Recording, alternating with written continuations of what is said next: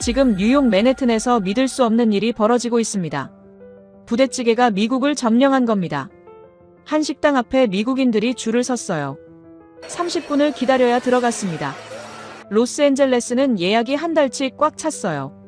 더 놀라운 건 그 냄비 안재료였습니다. 스팸이었어요. 미국이 만든 통조림. 전쟁 끝나자 미국인들은 스팸을 버렸습니다. 창피한 음식이 됐죠. 스팸이 쓰레기 이메일을 뜻하는 단어가 됐을 정도였습니다. 그런데 지금 미국인들이 그 스팸을 먹으려고 줄을 섭니다. 한국이 바꿔놨기 때문입니다. 스팸 회사 홈의 실적이 바뀌었어요. 미국, 영국, 프랑스에서 스팸 판매량이 급증했어요. 전부 부대찌개 때문이었죠. 홈엘 마케팅 디렉터가 공식 발표했습니다. 한국이 스팸의 글로벌 이미지를 바꿨다. 도대체 무슨 비밀이 있었던 걸까요? 지금 공개됩니다. 한국 최고라고 댓글을 남겨주세요. 여러분의 구독과 좋아요는 아주 큰 힘이 됩니다. 뉴욕 맨해튼 이스트 빌리지 한 식당 앞에 줄이 서 있었습니다. 토요일 저녁 6시였죠. 금발의 젊은 여성이 친구와 팔짱을 끼고 있었고 키 큰 남성이 스마트폰으로 메뉴판 사진을 찍고 있었어요. 평범한 뉴욕의 주말 풍경 같았지만 뭔가 이상했습니다. 간판에 영어가 하나도 없었거든요. 한글로만 적힌 가게 앞에 미국인들이 30분째 기다리고 있었어요. 저는 BBC 글로벌 푸드 섹션 기자입니다. 10년 넘게 세계 각지의 음식 트렌드를 취재해왔죠. 파리의 미슐랭 레스토랑부터 방콕의 길거리 음식까지 안 가본 곳이 없었어요. 그런데 이 풍경은 처음이었습니다. 미국 한복판에서 미국인들이 한국 음식을 먹으려고 줄을 서 있다니. 문이 열리고 손님들이 들어가기 시작했어요. 저도 따라 들어갔습니다. 테이블마다 커다란 냄비가 보글보글 끓고 있었죠. 빨간 국물이 부글거리고 김이 모락모락 올라왔어요. 냄비 안을 들여다보는 순간 저는 얼어붙었습니다. 스팸이었어요. 네모난 분홍색 고기가 냄비 한가운데 떠 있었습니다. 소시지도 보였고 치즈도 있었어요. 라면 사리가 국물에 잠겨 있었고 김치가 옆에 놓여 있었죠. 미국인 손님이 젓가락으로 스팸을 집어 입에 넣었습니다. 눈을 감더니 고개를 끄덕였어요. 옆 테이블 여성은 스마트폰을 꺼내 냄비 사진을 찍었죠. 저는 믿을 수가 없었습니다. 스팸을 먹고 있다니. 그것도 줄 서서 기다려 먹고 있다니. 어릴 때 일이 떠올랐어요. 9살쯤 됐을 겁니다. 부엌 찬장에서 파란색 캔을 꺼냈죠. 어머니가 황급히 제 손에서 캔을 빼앗았어요. 그걸 먹으면 안 된다고 했습니다. 가난한 사람들이나 먹는 거라고 했죠. 학교 급식에서도 스팸은 나오지 않았어요. 동네 슈퍼마켓 진열대 맨 아래 칸에 먼지 쌓인 채 놓여 있었습니다. 그게 미국에서 스팸의 위치였어요. 2차 세계대전 때 군인들이 먹던 통조림. 전쟁 끝나고도 가난한 가정에서나 사 먹던 식품. 점점 사람들 기억에서 사라지던 낡은 캔. 스팸이라는 단어 자체가 쓰레기 이메일을 뜻하는 말이 됐을 정도였죠. 그런데 지금 뉴욕 한복판에서 미국인들이 그 스팸을 먹고 있었습니다. 부끄러워하지도 않았어요. 오히려 사진을 찍고 친구들에게 추천하고 있었죠. 옆 테이블 대화가 들렸습니다. 20대로 보이는 남성이 친구에게 말했어요. 이거 진짜 맛있다고 다음 주에 또 오자고 했죠. 여성이 대답했습니다. 브루클린에도 이런 집 있다며 거기도 가보자고 했어요. 저는 종업원을 불렀습니다.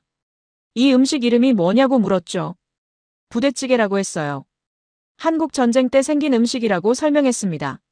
미군 부대에서 나온 재료로 만들었다고 했죠. 그 말을 듣는 순간 머릿속이 복잡해졌어요. 미국이 버린 재료로 한국 사람들이 음식을 만들었다. 그 음식을 70년이 지난 지금 미국인들이 줄 서서 먹고 있다. 도대체 이게 무슨 일인가? 저는 냄비를 하나 주문했습니다. 빨간 국물이 끓기 시작했어요. 스팸과 소시지에서 기름이 배어나왔죠. 김치에서 신맛이 올라왔고 치즈가 녹아내렸습니다. 라면 사리를 건져 한 입 먹었어요.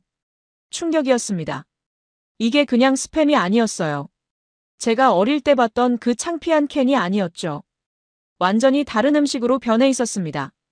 짭짤하면서도 깊었고 매우면서도 중독적이었어요.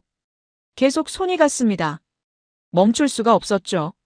식당을 나오는 길에 주방이 보였어요. 한국인으로 보이는 주방장이 냄비에 재료를 넣고 있었습니다. 능숙한 손놀림이었죠. 카운터 옆 벽에는 사진들이 붙어 있었어요. 이 식당을 찾은 유명인들 사진이었습니다. 그날 밤 저는 사무실로 돌아가 검색을 시작했습니다. 부대찌개라는 단어를 쳤죠. 수백만 개의 결과가 나왔어요. 유튜브 영상, 인스타그램 사진, 블로그 글. 로스앤젤레스에도 부대찌개 집이 있었고 런던에도 있었습니다. 파리에도 있었죠. 뭔가 큰일이 벌어지고 있었어요. 제가 모르는 사이에 세계가 변하고 있었습니다. 스팸이 다시 살아나고 있었죠. 그것도 미국이 아닌 한국에서. 저는 에디터에게 메일을 보냈습니다. 새로운 기사 아이템을 찾았다고 했어요. 스팸과 한국 음식에 대한 이야기라고 설명했죠. 다음 날 아침 답장이 왔습니다. 흥미롭다고 파고들어보라고 했어요. 그렇게 추적이 시작됐습니다. 호멜 푸드 코퍼레이션. 스팸을 만드는 회사였습니다. 미네소타주 오스틴에 본사가 있었죠. 저는 그들의 최근 3년치 분기 실적 보고서를 모두 내려받았어요. 첫 번째 보고서를 열었습니다. 2021년 4분기 실적이었죠. 북미 지역 스팸 판매량이 눈에 들어왔어요. 전년 대비 3% 하락. 2022년 2분기도 마찬가지였습니다. 1% 감소. 미국 내 판매는 계속 줄어들고 있었죠. 그런데 이상한 게 있었습니다. 같은 보고서 뒷장에 글로벌 판매량이 나와 있었어요. 전년 대비 12% 증가. 다음 분기는 15% 증가였죠. 미국에서는 안 팔리는데 해외에서는 잘 팔리고 있었습니다. 저는 지역별 매출 비중을 확인했어요. 아시아 태평양 지역이 눈에 띄었습니다. 전체 스팸 매출의 40%를 차지하고 있었죠. 3년 전만 해도 28%였는데 급증한 겁니다. 그 중에서도 한국이 특이했어요. 일본이나 필리핀보다 판매량이 더 많았습니다. 1인당 스팸 소비량으로 따지면 한국이 세계 1위였죠. 미국인들보다 한국인들이 스팸을 더 많이 먹고 있었어요. 숫자들이 맞아떨어지기 시작했습니다. 뉴욕 식당에서 본 풍경, 호멜의 아시아 매출 급증, 한국의 높은 소비량. 뭔가 연결고리가 있었어요. 저는 호멜 본사에 전화를 걸었습니다. 홍보팀 직통 번호였죠. 3번 벨이 울리고 여성 목소리가 들렸어요. 저는 BBC 기자라고 신분을 밝혔습니다. 한국 시장에 대해 인터뷰하고 싶다고 했죠. 잠시 침묵이 흘렀어요. 담당자가 다시 물었습니다. 무엇에 대한 기사냐고요? 부대찌개와 스팸의 관계라고 대답했죠. 상대방이 말했습니다. 죄송하지만 지금은 코멘트할 수 없다고. 필요하면 공식 보도자료를 보내주겠다고 했어요. 전화가 끊어졌습니다. 공식 보도자료. 그건 제가 원하는 게 아니었죠. 뭔가 숨기고 있다는 느낌이 들었어요. 저는 방향을 바꿨습니다. 소셜미디어를 뒤지기 시작했죠. 인스타그램에 스팸을 검색했어요. 수만 개의 게시물이 나왔습니다. 그중 상당수가 한글로 되어 있었죠. 해시태그를 따라갔습니다. 부대찌개, 부찌, 스팸 요리. 클릭할 때마다 새로운 사진들이 쏟아졌어요. 빨간 냄비, 끓는 국물, 행복한 얼굴들. 댓글도 수백 개씩 달려 있었죠. 유튜브로 넘어갔습니다. 부대찌개를 검색했어요. 첫 번째 영상이 눈에 들어왔죠. 조회수 300만 회. 미국인 셰프가 부대찌개를 만드는 영상이었습니다. 그는 스팸을 얇게 썰면서 말했어요. 이렇게 해야 더 맛있다고. 국물에 녹아들면 환상이라고 했죠. 두 번째 영상은 조회수 500만 회였습니다. 영국인 여성이 한국 식당에서 부대찌개를 먹는 모습이었어요. 첫 입을 먹고 눈을 크게 떴습니다. 믿을 수 없다는 표정이었죠. 이게 스팸 맞냐고 물었어요. 세 번째, 네 번째, 다섯 번째. 영상마다 조회수가 수십만 회에서 수백만 회였습니다. 프랑스인, 독일인, 캐나다인. 국적도 다양했죠. 하지만 반응은 똑같았어요. 놀라움, 감탄, 중독. 댓글 창을 열었습니다. 영어 댓글들이 쏟아졌어요. 한 댓글이 눈에 들어왔죠. 이거 먹으려고 로스앤젤레스에서 2시간 운전했다. 한국인들 천재 아니냐? 다른 댓글도 비슷했습니다. 시애틀에서 이 집 찾아다녔다. 토론토에 부대찌개 파는 곳 아는 사람. 런던에도 이런 식당 생겼으면 좋겠다. 사람들이 부대찌개를 찾아다니고 있었어요. 저는 검색어를 바꿨습니다. 부대찌개 레스토랑 뉴욕. 15개가 나왔어요. 부대찌개 레스토랑 로스앤젤레스. 22개. 부대찌개 레스토랑 런던. 8개. 전 세계에 퍼져 있었습니다. 리뷰를 읽기 시작했어요. 별점 대부분이 4.5 이상이었죠. 한 리뷰가 인상적이었습니다. 처음엔 의심했다고 했어요. 스팸을 왜 끓이나 싶었다고. 근데 먹어보니 완전히 다른 음식이었다고 했죠. 이제 한 달에 2번은 꼭 간다고 했습니다. 숫자들이 이야기를 하고 있었어요. 호멜의 아시아 매출 급증, 한국의 높은 소비량, 전 세계로 퍼지는 부대찌개, 레스토랑, 수백만 조회수의 영상들. 모든 게 한국으로 향하고 있었습니다. 저는 노트에 적기 시작했어요. 미국이 만든 스팸. 미국이 버린 스팸. 한국이 받은 스팸. 한국이 살린 스팸. 그리고 다시 세계로 퍼진 스팸. 뭔가 큰 이야기가 숨어 있었습니다. 단순히 음식 트렌드가 아니었어요. 이건 역전이었죠. 만든 나라가 잊은 걸 받은 나라가 되살렸다. 그것도 완전히 다른 방식으로. 저는 달력을 펼쳤습니다. 다음 주 스케줄을 확인했어요. 취재 일정을 비워야 했죠. 한국행 비행기표를 검색했습니다. 이틀 뒤 출발하는 편이 있었어요.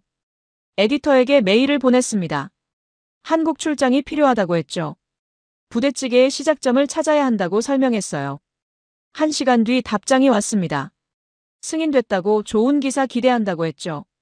노트북을 덮으며 생각했습니다. 이 냄비의 비밀은 한국에 있다고.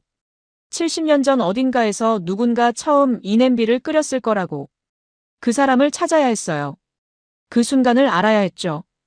비행기표를 예매하고 나서 저는 스팸의 역사부터 제대로 알아야겠다고 생각했습니다. 한국에 가기 전에 미국에서 스팸이 어떤 의미였는지 정확히 파악해야 했죠. 뉴욕 국립도서관으로 갔어요. 2차 세계대전 자료실에서 오래된 신문들을 뒤졌습니다. 1941년 기사가 나왔죠. 호멜이 스팸 생산량을 급격히 늘린다는 내용이었어요. 전쟁에 나간 군인들에게 보급할 식량이 필요했거든요. 사진도 있었습니다. 공장에서 파란 캔들이 컨베이어 벨트를 타고 흘러가는 모습이었죠. 기사는 스팸을 애국적인 식품이라고 표현했어요. 우리 군인들을 먹여 살리는 음식이라고 했습니다. 1945년 신문으로 넘어갔어요. 전쟁이 끝났다는 기사들 사이에 작은 광고가 하나 있었습니다. 호멜 광고였죠. 이제 스팸을 집에서도 먹을 수 있다고 했어요. 전쟁 영웅들이 먹던 그 맛을 가족과 함께 나누라고 했습니다. 하지만 분위기는 금방 바뀌었어요. 1950년대 들어서면서 미국 경제가 살아났죠. 사람들은 더 좋은 걸 먹고 싶어 했습니다.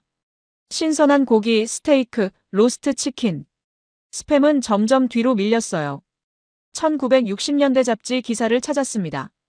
한 요리 칼럼니스트가 쓴 글이었어요. 스팸은 전쟁의 유물이라고 했죠. 이제는 새로운 시대라며 통조림 고기는 과거의 음식이라고 했습니다. 1970년대는 더 심했어요. 스팸을 먹는다고 하면 가난하다는 인식이 생겼죠. 슈퍼마켓 전단지를 봤습니다. 스팸이 할인 품목 맨 끝에 작게 적혀 있었어요. 가격도 가장 쌌죠. 한 사회학 논문을 발견했습니다. 1985년에 쓰인 글이었어요.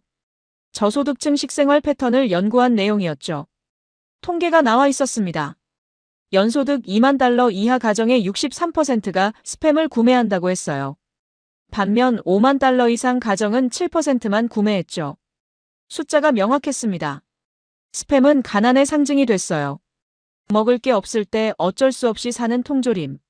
부끄러워서 장바구니 맨 밑에 숨기는 식품. 1990년대 들어서는 더 재미있는 일이 벌어졌어요. 인터넷이 보급되기 시작했죠. 이메일을 쓰는 사람들이 늘어났습니다. 그리고 원치 않는 광고 메일들이 쏟아지기 시작했어요. 사람들은 그 메일들을 뭐라고 불렀을까요? 스팸이었습니다. 아무도 원하지 않는 것, 쓸모없는 것, 쓰레기. 그게 스팸이라는 단어의 새로운 의미가 됐죠. 저는 컴퓨터 용어 사전을 찾아봤어요. 스팸의 정의가 나와 있었습니다. 대량으로 무차별 발송되는 쓰레기 메일. 어원은 호멜의 통조림 고기 브랜드에서 유래했다고 적혀 있었죠. 아이러니했습니다. 한때 애국의 상징이었던 스팸이 이제는 쓰레기의 대명사가 됐어요. 미국인들은 스팸을 잊고 싶어 했죠. 아니, 이미 잊었는지도 몰랐어요. 도서관을 나오면서 생각했습니다. 미국이 스팸을 버린 이유를 알겠더라고요. 전쟁의 기억, 가난의 상징, 낡은 과거. 누가 그런 걸 먹고 싶겠어요. 그런데 한 가지 이상한 사실이 있었습니다. 호텔 로비로 돌아와 노트북을 열었어요. 한국 포털 사이트에 접속했죠. 한글을 못 읽어서 번역기를 돌렸습니다. 스팸 선물 세트라는 검색어를 쳤어요. 화면이 사진들로 가득 찼습니다. 고급스러운 상자에 담긴 스팸 캔들이었죠. 리본이 달려 있었고 포장도 화려했어요. 가격을 봤습니다. 5만원, 7만원, 10만원. 미국 돈으로 40달러에서 80달러였어요. 스팸캔 8개에 80달러라니. 미국 슈퍼마켓에서는 한 캔에 3달러도 안 하는데 말이죠. 리뷰를 읽었습니다. 번역기가 돌아갔어요. 추석 선물로 최고예요. 시부모님께 드렸더니 좋아하셨어요. 명절 때마다 이거 삽니다. 고급스럽고 실용적이에요. 놀라웠습니다. 미국에서 잊힌 캔이 한국에선 명절 선물이 됐어요. 그것도 비싼 돈을 주고 사는 선물이었죠. 쇼핑몰 사이트를 더 뒤졌어요. 스팸 선물 세트 종류가 수십 가지였습니다. 스팸만 있는 것도 있었고 참치랑 섞인 것도 있었죠. 올리브유랑 세트로 된 것도 있었어요. 하나같이 포장이 화려했습니다. 한 제품 설명을 읽었어요. 프리미엄 스팸 선물 세트. 소중한 분께 마음을 전하세요. 믿을 수 있는 브랜드, 특별한 선물. 만든 나라에서조차 잊혔는데 받은 나라에서 이렇게 대접받고 있다니. 두 나라의 간격이 느껴졌습니다. 같은 캔인데 운명이 정반대였어요. 미국에선 과거로 사라졌지만 한국에선 현재 진행형이었죠. 미국에선 아무도 찾지 않았지만 한국에선 명절마다 선물했어요. 왜 이렇게 됐을까? 70년 전 한국에서 무슨 일이 있었길래 똑같은 캔이 이렇게 다른 의미를 가지게 된 걸까? 한국 사람들은 스팸에서 뭘 본 걸까? 그리고 더 중요한 질문이 떠올랐습니다. 한국은 어떻게 스팸을 이렇게 바꿔놨을까? 단순히 많이 먹는 게 아니었어요. 완전히 다르게 만들었죠. 미국인들조차 몰랐던 스팸의 가능성을 한국인들이 발견한 겁니다. 부대찌개가 그 답을 갖고 있을 거라고 직감했습니다. 그 냄비 안에 비밀이 있을 거예요. 미국이 알아보지 못한 가치를 한국이 어떻게 찾아냈는지, 그리고 그걸 어떻게 세계로 다시 보냈는지. 짐을 싸며 생각했어요. 만든 나라가 놓친 것, 받은 나라가 발견한 것, 그리고 다시 세계로 돌아간 것. 이 역전의 시작점을 찾아야 했죠. 한국행 비행기는 이틀 뒤였습니다. 인천공항행 비행기표를 예매하고 나서 이틀이 남았습니다. 저는 그 시간 동안 부대찌개가 해외에서 어떻게 퍼졌는지 더 파고들었어요. 영상을 검색했습니다. 첫 번째로 앤서니 보딘이라는 이름이 눈에 들어왔어요. 앤서니 보딘. 미국의 전설적인 셰프였죠. 미슐랭 레스토랑 출신의 베스트셀러 작가였어요. 그가 진행하는 음식 프로그램은 전 세계 수백만 명이 봤습니다. 까다롭기로 유명했죠. 웬만한 음식은 눈길도 안 줬어요. 그런 그가 부대찌개를 먹는 영상이었습니다. 앤더슨 쿠퍼라는 유명 방송인과 함께였어요. 냄비가 끓고 있었죠. 보딘이 젓가락으로 라면을 집었습니다. 한 입 먹더니 눈을 감았어요. 입을 열었습니다. 어머니의 손맛을 느낄 수 있는 전형적인 맛이라고 했죠. 그의 목소리에 진심이 느껴졌어요. 립서비스가 아니었습니다. 앤더슨 쿠퍼가 물었어요. 뭐가 그렇게 특별하냐고. 보딘이 대답했습니다. 이건 단순한 음식이 아니라고 했죠. 생존과 창의성이 만난 결과물이라고 했어요. 가난한 상황에서 나온 천재성이라고 표현했습니다. 댓글이 수천 개 달려 있었죠. 보딘 말이 맞다. 나도 먹어봤는데 중독성 장난 아니다. 한국 음식 중에 이게 제일 좋다. 뉴욕에서 이거 먹을 수 있는 곳 아는 사람. 다음 영상은 울프 슈레더라는 미국인이었어요. 대한 미국인이라는 별명으로 유명한 사람이었죠. 한국에서 오래 살다가 미국으로 돌아간 사람이었습니다. 그가 올린 글을 찾았어요. 미국 출장 다녀온 뒤 부대찌개 집에 간 사진이었습니다. 냄비 앞에서 환하게 웃고 있었어요. 이걸 먹어야 고향에 온 것 같다고 적혀 있었죠. 미국인인데 한국 음식이 고향의 맛이라니. 댓글에도 공감하는 사람들이 많았습니다. 나도 그렇다. 부찌 생각나면 한국행 티켓 끊는다. 이거 없으면 못 산다. 더 놀라운 사진을 발견했습니다. 독일 남성 사진이었어요. 허벅지를 카메라에 보여주고 있었죠. 타투가 새겨져 있었습니다. 한글이었어요. 확대해서 봤습니다. 부대찌개 레시피였어요. 재료 목록이 순서대로 적혀 있었죠. 스팸, 소시지, 김치, 라면, 고추장, 마늘. 만드는 방법까지 적혀 있었습니다. 서울에서 부대찌개를 먹고 충격을 받았다고 했어요. 독일로 돌아가서도 계속 생각났다고 했죠. 결국 타투샵에 갔다고 합니다. 레시피를 몸에 새기면 절대 잊지 않을 거라고 생각했대요. 댓글들이 재미있었어요. 미쳤다. 천재다. 진정한 부찌 사랑이다. 영상을 계속 봤습니다. 미국인 셰프가 부대찌개 만드는 법을 알려주는 영상이 조회수 200만 회였어요. 프랑스 요리 유튜버가 서울에서 부대찌개를 먹는 영상은 300만 회였죠. 캐나다 푸드 블로거는 토론토에 새로 생긴 부대찌개 집을 소개했는데 오픈한 지 일주일 만에 예약이 한 달치 꽉 찼다고 했습니다.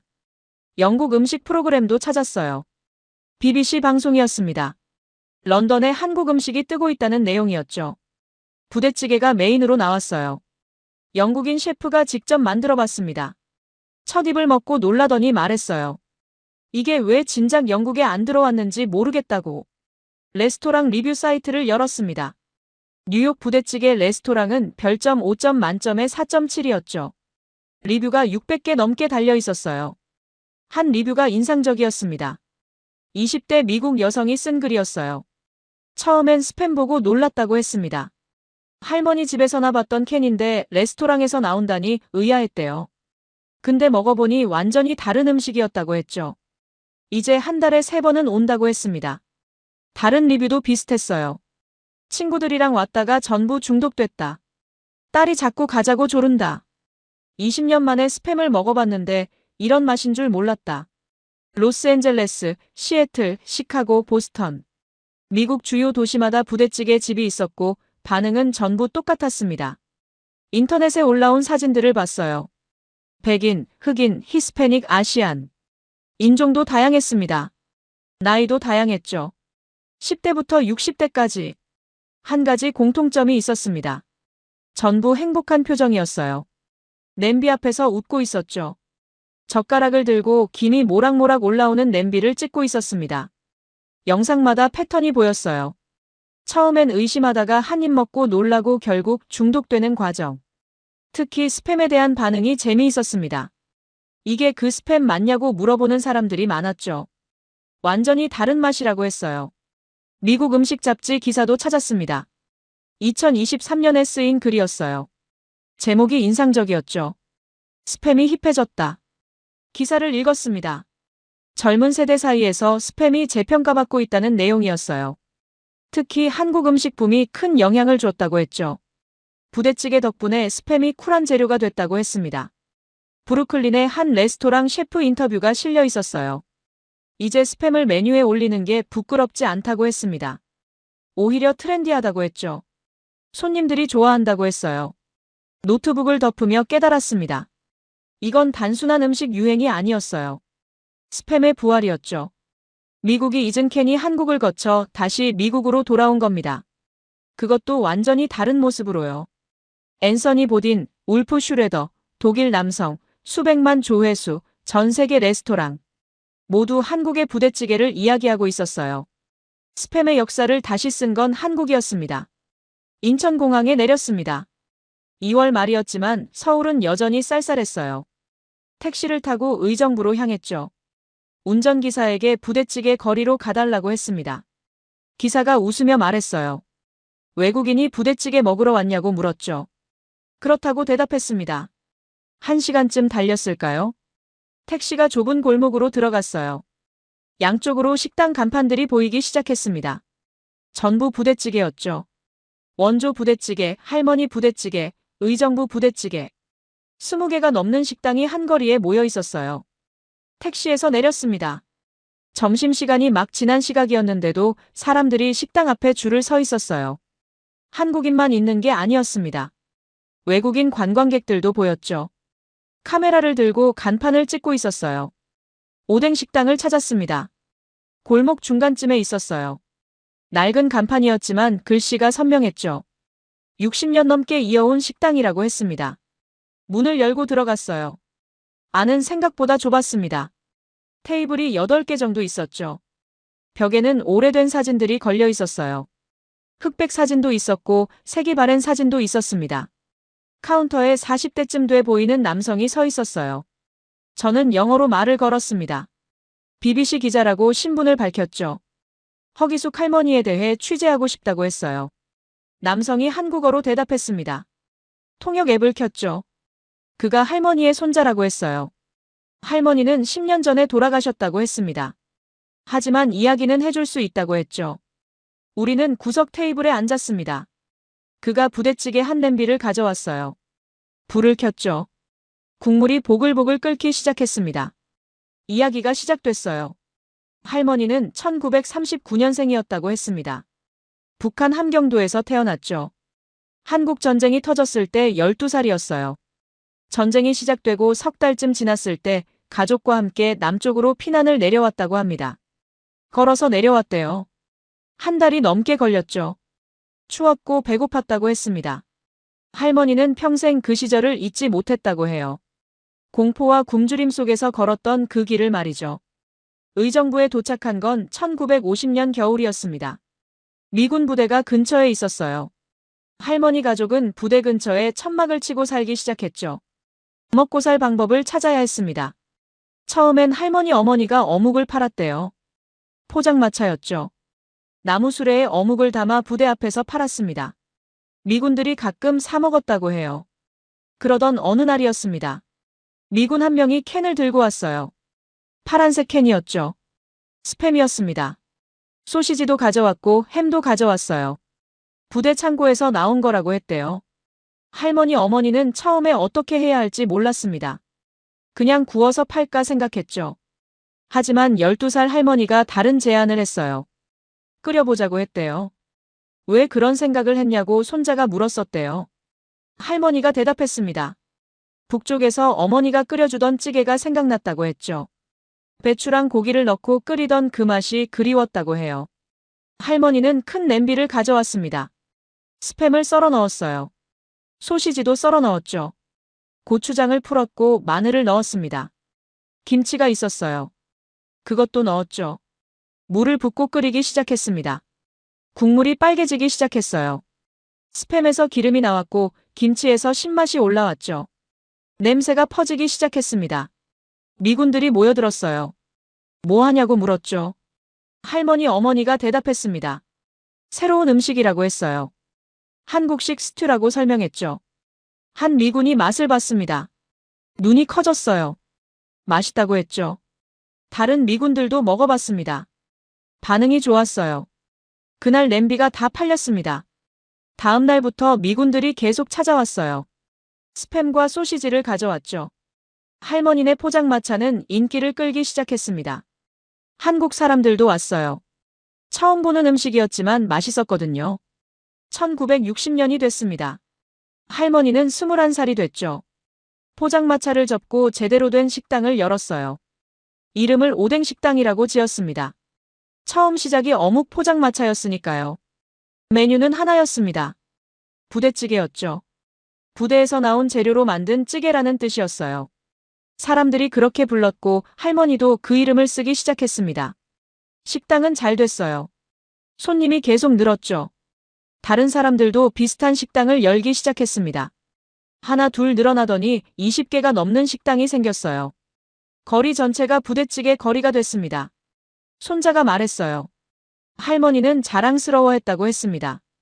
굶주림 속에서 만든 음식이 이렇게 많은 사람들에게 사랑받는다는 게 신기했다고 하더래요. 특히 외국인들이 찾아올 때마다 기뻐하셨대요. 벽에 걸린 사진들을 가리켰습니다. 할머니가 젊었을 때 사진이 있었어요. 포장마차 앞에 서 있는 모습이었죠. 옆에는 냄비가 보였습니다. 그 냄비에서 모든 게 시작됐어요. 저는 끓고 있는 부대찌개를 봤습니다. 빨간 국물, 스팸, 소시지, 김치, 라면. 뉴욕에서 봤던 그 냄비와 똑같았어요. 70년이 지났지만 변하지 않은 맛이었죠. 라면을 한 젓가락 집어 먹었습니다. 뉴욕에서 먹었던 그 맛이었어요. 로스앤젤레스 식당에서, 런던 레스토랑에서 먹었던 그 맛. 모든 게 이 냄비에서 시작됐습니다. 12살 소녀가 끓인 냄비 하나. 그게 70년을 지나 전 세계로 퍼져나간 겁니다. 뉴욕에서 제가 봤던 줄 선 사람들, 앤서니 보딘의 극찬, 독일 남성의 타투, 수백만 조회수의 영상들. 모든 것의 시작이 여기 의정부 포장마차였어요. 손자에게 물었습니다. 할머니가 이 음식이 세계로 퍼질 거라고 상상했냐고. 손자가 웃으며 고개를 저었어요. 전혀 몰랐다고 했습니다. 그냥 배고픈 사람들 배불리 먹이고 싶었을 뿐이라고 하더래요. 식당을 나오면서 뒤를 돌아봤습니다. 낡은 간판, 좁은 식당, 빨간 냄비. 여기서 시작된 이야기가 지금 전 세계를 움직이고 있었어요. 스팸의 역사를 다시 쓴 건 이 작은 포장마차였습니다. 손자가 냄비를 다시 가리켰습니다. 재료를 하나씩 설명해 주겠다고 했어요. 저는 노트를 꺼냈죠. 이 냄비의 비밀을 제대로 파악하고 싶었습니다. 첫 번째는 스팸이었어요. 미국에서 온 재료였죠. 그는 스팸을 얇게 썰어야 한다고 했습니다. 두껍게 썰면 너무 짜다고 해요. 얇게 썰어서 국물에 기름이 배어나오게 해야 한다고 했죠. 두 번째는 소시지였습니다. 이것도 미군 부대에서 나온 거였어요. 어슷하게 썰어서 넣는다고 했습니다. 그래야 단면이 넓어져서 국물 맛을 잘 흡수한다고 하더라고요. 세 번째는 김치였어요. 한국 재료의 핵심이었죠. 신김치를 쓴다고 했습니다. 너무 익은 김치는 물러져서 안 되고 적당히 익은 김치가 좋다고 해요. 김치의 신맛이 스팸의 느끼함을 잡아준다고 했습니다. 네 번째는 고추장이었습니다. 이것도 한국 양념이었죠. 고추장을 풀면 국물이 빨개진다고 했어요. 매운맛과 단맛이 동시에 나온다고 했습니다. 미국 재료의 느끼함을 잡아주는 역할을 한다고 하더라고요. 다섯 번째는 육수였습니다. 사골 육수를 쓴다고 했어요. 할머니 때부터 그랬다고 합니다. 사골을 끓여서 만든 육수가 국물의 깊이를 만든다고 했죠. 단순히 물로 끓이는 게 아니었습니다. 여섯 번째는 라면이었어요. 이건 나중에 추가된 재료라고 했습니다. 60년대 후반부터 넣기 시작했대요. 라면 사리가 국물을 흡수하면서 맛이 배가 된다고 했죠. 일곱 번째는 치즈였습니다. 이것도 미국에서 온 재료였어요. 냄비 위에 올려서 녹인다고 했습니다. 치즈가 녹으면서 고소함이 더해진다고 하더라고요. 여덟 번째는 떡이었습니다. 한국 가래떡을 쓴다고 했어요. 쫄깃한 식감을 더해준다고 했죠. 저는 재료 목록을 다시 봤습니다. 미국 재료가 셋이었어요. 스팸, 소시지, 치즈. 한국 재료가 다섯이었죠. 김치, 고추장, 사골 육수, 라면, 떡. 그런데 이상한 게 있었습니다. 이 재료들은 원래 함께 있으면 안 되는 것들이었어요. 스팸이랑 김치를 같이 먹는다는 발상 자체가 미국인들한테는 이상한 거였죠. 고추장에 치즈를 섞는다는 것도 말이 안 됐습니다. 손자에게 물었어요. 왜 이 조합이 맛있냐고. 그가 웃으며 대답했습니다. 균형이라고 했어요. 스팸은 짜고 느끼하다고 했습니다. 그런데 김치의 신맛이 그걸 잡아준다고 했죠. 고추장의 매운맛이 느끼함을 날려버린다고 했어요. 사골 육수의 깊은 맛이 전체를 하나로 묶어준다고 했습니다. 치즈는 고소하지만 단조롭다고 했어요. 그런데 고추장의 얼얼한 맛이 치즈에 변화를 준다고 했죠. 라면은 국물을 흡수하면서 모든 맛을 담아낸다고 했습니다. 결국 서로 상반된 재료들이 서로를 보완한다는 거였어요. 미국 재료의 약점을 한국 재료가 잡아주고 한국 재료의 약점을 미국 재료가 메워주는 거였죠. 저는 젓가락을 들었습니다. 스팸을 하나 집었어요. 입에 넣었죠. 짠맛이 먼저 왔습니다. 그 다음 김치를 한 조각 먹었어요. 신맛이 입안을 씻어냈습니다. 그리고 국물을 한 숟갈 떠먹었어요. 매콤하고 깊은 맛이 입안에 퍼졌죠. 라면을 건졌습니다. 빨간 국물이 면에 잔뜩 묻어 있었어요. 한 입 먹었죠. 스팸의 기름기, 김치의 신맛, 고추장의 매운맛, 육수의 깊은 맛이 전부 면에 스며들어 있었습니다. 이게 한 입에 들어왔어요. 쌀밥을 한 숟갈 떴습니다. 건더기를 듬뿍 올렸어요. 스팸, 소시지, 김치, 떡. 국물을 살짝 끼얹었죠. 한 입 먹었습니다. 이해가 됐어요. 뉴욕에서 미국인들이 왜 줄을 섰는지, 앤서니 보딘이 왜 어머니 손맛이라고 했는지, 독일 남성이 왜 허벅지에 레시피를 새겼는지, 전 세계 사람들이 왜 이 음식에 미쳤는지. 이건 단순히 재료를 섞은 게 아니었습니다. 서로 어울릴 것 같지 않은 것들을 완벽하게 조화시킨 거였어요. 미국이 버린 재료에 한국의 양념과 육수를 만났을 때 완전히 새로운 음식이 탄생한 겁니다. 손자가 말했습니다. 할머니가 자주 하던 말씀이 있다고 했어요. 없는 게 많으면 있는 걸로 새로운 걸 만들어야 한다고 하셨대요. 그게 살아남는 방법이라고 했다고 합니다. 12살 소녀는 배가 고팠어요. 가족을 먹여 살려야 했죠. 미군이 준 스팸과 소시지가 있었고 집에 김치와 고추장이 있었습니다. 어울리지 않는 재료들이었어요. 하지만 굶을 수는 없었죠. 그래서 냄비에 전부 넣었습니다. 끓였어요. 그렇게 기적이 일어났죠. 미국이 만든 것과 한국이 만든 것이 하나의 냄비 안에서 만났고 완전히 새로운 맛이 탄생했습니다. 저는 또 한 입 먹었어요. 치즈가 녹아 국물에 섞였습니다. 고추장의 매운맛과 치즈의 고소함이 입안에서 섞였죠. 이상하게 어울렸어요. 어울릴 리 없는 조합인데 완벽했습니다. 냄비를 바라봤습니다. 여기 답이 있었어요. 왜 스팸이 한국에서 다시 살아났는지, 왜 미국인들이 이제 스팸을 다시 찾는지, 왜 전 세계에 부대찌개 레스토랑이 생기는지. 한국이 스팸을 그냥 먹지 않았기 때문입니다. 새롭게 만들었어요. 김치와 고추장으로 느끼함을 잡았고 사골 육수로 깊이를 더했죠. 미국이 알아보지 못한 스팸의 가능성을 한국이 발견한 겁니다. 그리고 그 가능성은 냄비 하나에서 증명됐어요. 동양과 서양이 한 냄비 안에서 만났고 전쟁의 고통이 맛으로 승화됐죠. 가난이 창의성이 됐고 생존이 예술이 됐습니다. 마지막 한 숟갈을 떠먹었어요. 국물이 거의 다 줄어들었습니다. 진하고 깊은 맛이었죠. 뉴욕에서 처음 이 냄비를 봤을 때의 의문이 풀렸습니다. 미국이 만들고 버린 것, 한국이 받고 살린 것, 그리고 다시 세계로 돌아간 것. 그 모든 이야기가 이 냄비 안에 들어 있었어요. 의정부에서 돌아온 다음 날 이메일을 확인했습니다. 호멜 홍보팀에서 온 메일이 있었어요. 제목은 인터뷰 요청 재검토였죠. 담당자가 바뀐 것 같았어요. 오늘 오후 3시 통화가 가능하냐는 내용이었습니다. 정확히 3시에 전화가 왔어요. 남성 목소리였습니다. 마케팅 디렉터 데이비드라고 소개했죠. 그가 먼저 말했습니다. 솔직히 말하겠다고 했어요. 처음엔 인터뷰를 거절하려고 했다고 했죠. 민감한 주제라고 생각했대요. 스팸이 미국에서 어떤 이미지였는지 회사도 안다고 했습니다. 하지만 숫자는 거짓말을 안 한다고 했어요. 지난 10년간 글로벌 매출이 계속 올랐다고 했죠. 특히 부대찌개 열풍 이후 전 세계적으로 급증했다고 했습니다. 구체적인 수치를 물었어요. 2014년 한국에서 스팸 판매량이 전년 대비 15% 증가했다고 했습니다.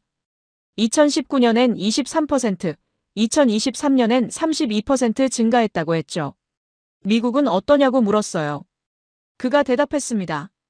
2015년까지는 정체됐었다고 했어요. 하지만 그 이후 변화가 시작됐다고 했죠. 부대찌개 레스토랑이 늘어나면서 판매량이 다시 오르기 시작했다고 했습니다. 왜 그런 변화가 생겼냐고 물었습니다. 한국이 스팸을 다르게 쓰기 때문이라고 했어요. 미국인들은 스팸을 그냥 구워 먹지만 한국은 찌개에 넣고 김치랑 같이 끓인다고 했죠. 완전히 새로운 요리로 만든다고 했습니다. 부대찌개가 스팸 판매에 영향을 줬냐고 물었어요. 엄청난 영향을 줬다고 단호하게 대답했습니다. 2015년쯤부터 미국에서도 변화가 시작됐다고 했어요. 젊은 세대가 스팸을 다시 찾기 시작했다고 했죠. 시장 조사를 했대요. 결과는 한국 음식 때문이었습니다. 한인타운 식료품점에서 스팸 판매가 급증했다고 했어요. 한국 레스토랑이 늘어나면서 스팸 수요도 늘었다고 했죠. 그리고 미국인들이 그 레스토랑에 가기 시작했대요. 부대찌개를 먹어본 미국인들이 집에서도 만들기 시작했다고 했습니다. 슈퍼마켓에서 한국인이 아닌 손님들이 스팸을 집어드는 모습이 보이기 시작했다고 했죠. 소셜미디어 영향도 컸다고 했어요. 부대찌개 영상들이 수백만 조회수를 찍었고 댓글마다 스팸을 사러 가야겠다는 말이 달렸다고 했습니다. 2020년부터는 더 놀라운 일이 벌어졌대요. 미국 유명 셰프들이 메뉴에 스팸을 올리기 시작했다고 했습니다. 부대찌개를 변형한 요리들이 나왔다고 했죠. 그때부터 회사 내부에서 논의가 시작됐다고 했어요. 한국 시장을 단순히 수출 시장이 아니라 브랜드 이미지 재건의 핵심으로 봐야 한다는 결론이 났대요. 왜 그런 결론이 나왔냐고 물었습니다. 한국이 스팸의 가치를 재정의했기 때문이라고 했죠. 미국에선 스팸이 한때 과거의 음식이었다고 했어요. 전쟁 시대 유물이고 가난의 상징이었다고 했습니다. 하지만 한국에선 프리미엄 선물이고 창의적인 요리의 재료라고 했죠. 그 이미지가 역수입되고 있다고 했습니다. 미국 젊은이들이 스팸을 보는 시각이 바뀌고 있다고 했어요. 할아버지가 먹던 낡은 캔이 아니라 한국 요리에 쓰이는 힙한 재료로 인식되기 시작했다고 했습니다. 회사 공식 입장을 물었어요. 그가 천천히 말했습니다. 한국의 부대찌개 문화가 스팸의 글로벌 이미지를 바꿨다고 했어요. 이건 회사 공식 입장이라고 했죠. 우리가 만들었지만 한국이 스팸의 새로운 가능성을 발견했다고 했습니다. 만든 나라가 인정했어요. 받은 나라가 역사를 다시 썼다고 말이죠. 감사하냐고 물었습니다. 물론이라고 웃으며 대답했어요. 우리는 스팸을 그냥 통조림으로만 봤다고 했습니다. 하지만 한국 사람들은 새로운 요리를 만들었고 문화를 만들었다고 했죠. 그게 우리한테 배움이 됐다고 했어요. 제품을 만드는 것도 중요하지만 어떻게 쓰이느냐가 더 중요하다는 걸 배웠다고 했습니다. 마지막 질문을 했어요. 앞으로 계획이 뭐냐고 물었죠. 한국 시장에 더 투자할 거라고 했습니다. 부대찌개 전용 스팸도 고려하고 있다고 했어요. 전화를 끊고 창밖을 봤습니다. 챕터 1에서 봤던 그 부대찌개 식당이 생각났어요. 줄 서 있던 미국인들이 떠올랐죠. 미국이 만들고 잊은 캔. 한국이 받고 살린 맛. 그리고 다시 미국으로 돌아온 음식. 만든 회사조차 인정할 수밖에 없는 변화였습니다. 70년 전 미군이 한국에 준 캔이 지금은 한국의 창의성으로 전 세계를 먹여 살리고 있었어요. 뉴욕 사무실로 돌아왔습니다. 노트북을 열었어요. 기사를 쓸 시간이었습니다. 첫 문장을 어떻게 시작할까 고민했어요. 손가락을 키보드에 올렸습니다. 1950년 겨울, 12살 소녀가 냄비를 끓였다. 미군이 준 스팸과 집에 있던 김치를 넣었다. 그게 전부였다. 75년이 지났다. 그 냄비는 이제 뉴욕 맨해튼에서 끓고 있다. 로스앤젤레스에서, 런던에서, 파리에서 끓고 있다. 의정부 오뎅 식당이 떠올랐어요. 허기숙 할머니의 손자가 들려준 이야기. 북한에서 피난 내려온 12살 소녀. 배고픈 가족. 작은 포장마차. 타이핑이 빨라졌습니다. 스팸은 미국이 만들었다. 2차 세계대전 군인들의 식량이었다. 전쟁이 끝나자 미국인들은 스팸을 잊었다. 하지만 한국은 달랐다. 한국은 그 캔에서 가능성을 봤다. 김치와 고추장을 만나게 했다. 완전히 새로운 음식이 탄생했다. 앤서니 보딘의 얼굴이 떠올랐어요. 어머니 손맛이라고 했던 그의 말. 울프 슈레더의 글. 허벅지에 레시피를 새긴 독일 남성. 조회수 수백만 회의 영상들. 키보드를 계속 두드렸어요. 부대찌개는 역전의 이야기다. 만든 나라가 버린 것을 받은 나라가 살렸다. 호멜 푸드 마케팅 디렉터는 인정했다. 한국이 스팸의 가치를 재정의했다고. 미국 젊은이들이 이제 스팸을 다시 본다고. 숫자도 적었습니다. 2014년부터 한국 스팸 판매량이 매년 15%에서 32%씩 증가했다는 사실. 미국 내 판매는 정체됐지만 한국 덕분에 글로벌 매출은 급증했다는 것.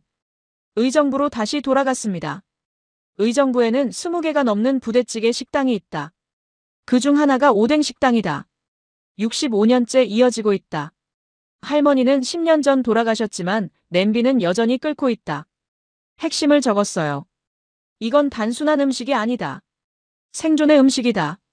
전쟁의 고통이 맛으로 승화된 음식이다. 12살 소녀는 배가 고팠다. 선택지가 많지 않았다. 하지만 포기하지 않았다. 냄비에 전부 넣고 끓였다. 그렇게 기적이 일어났다. 마지막 문장을 썼습니다. 75년 전 냄비 하나가 끓었다. 의정부 포장마차에서. 이제 그 냄비는 전 세계에서 끓고 있다. 한국의 창의성이 세계의 식탁을 바꿨다. 부대찌개는 그 증거다. 기사를 에디터에게 보냈습니다. 다음 날 좋은 기사라고 답이 왔어요. BBC 메인 페이지에 올리겠다고 했죠.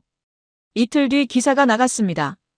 제목은 한국의 컴포트 푸드는 어떻게 세계화되었나였어요. 반응이 폭발했습니다. 댓글이 수천 개 달렸어요. 런던에서 어디서 먹을 수 있냐는 질문이 쏟아졌죠. 맨체스터 독자는 당장 한국 식당을 찾아보겠다고 했습니다. 파리 독자는 이미 3번 먹어봤다며 중독됐다고 했어요.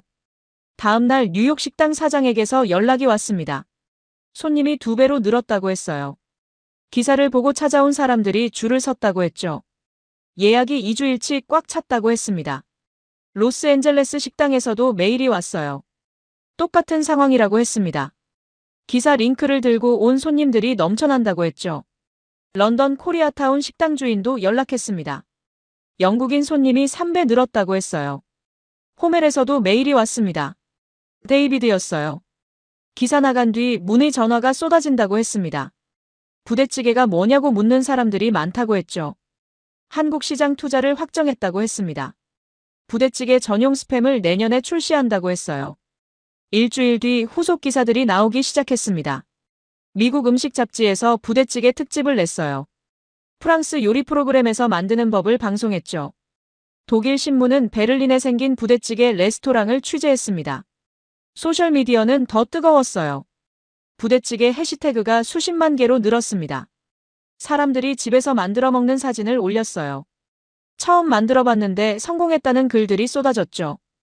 한 달 뒤 통계가 나왔습니다. 영국에서 스팸 판매량이 전월 대비 40% 증가했어요. 프랑스는 35%, 독일은 28% 올랐습니다. 전부 부대찌개 때문이라고 했죠. 창밖을 봤습니다. 저 어딘가에서 지금도 부대찌개가 끓고 있을 겁니다.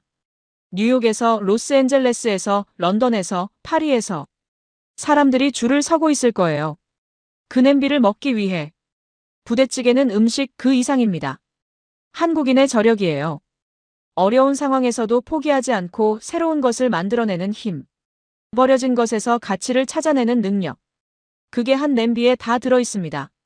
1950년 겨울 의정부. 12살 소녀가 처음 냄비를 끓인 그날. 그날이 스팸 역사를 바꾼 날이었어요. 세계 음식 지도를 바꾼 날이었죠. 이제 세계는 알고 있습니다. 한국의 부대찌개를. 만든 나라가 버린 것을 받은 나라가 어떻게 살렸는지를. 그리고 그 맛은 계속 퍼져나갈 겁니다. 오늘도 내일도 앞으로도.